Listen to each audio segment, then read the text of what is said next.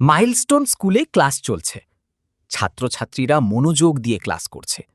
School ছুটি হতে মাত্র আর কিছু সময় বাকি। তখন আকাশে চলা বিমান বাহিনীর প্রশিক্ষণের একটি প্লেন এসে মাইলস্টোন স্কুলের উপর পড়ে। সাথে সাথে স্কুলে আগুন ধরে যায়। আগুন নিয়ন্ত্রণের জন্য ফায়ার সার্ভিস বাহিনী চেষ্টা করতে থাকে। মেহেরিমা ম্যাম দ্রুত ছাত্রছাত্রীদের কাছে যান এবং বলেন, তোমরা ভয় পেও না, আমি আছি।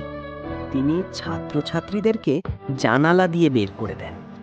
এভাবে ম্যাম প্রায় 10 থেকে 11 জন ছাত্রছাত্রীর প্রাণ বাঁচায়। তিনি গুরুতরভাবে আহত হন। তাকে হাসপাতালে ভর্তি করা হয়। তার অবস্থার অবনতি হওয়ার ফলে ডাক্তার তাকে লাইফ সাপোর্টে রাখে, আর তিনি সেখানেই মারা যান। অনেক ছাত্রছাত্রী আহত হয়।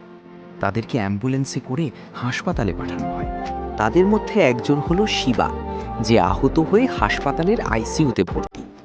শিবার বাবা ডাক্তারের কাছে শিবার অবস্থা সম্পর্কে জানতে গেলে ডাক্তার তাকে বলে শিবার অবস্থা বেশি ভালো না। 2 দিন পর হাসপাতালে শিবা মারা যায়। অনেক লোকজন শিবার বাড়িতে শেষবারের মতো শিবাকে দেখতে আসে। শিবাকে পারিবারিক কবরস্থানে দাফন করা হয়। তার বন্ধুরা তার কবরে মাটি দেয়।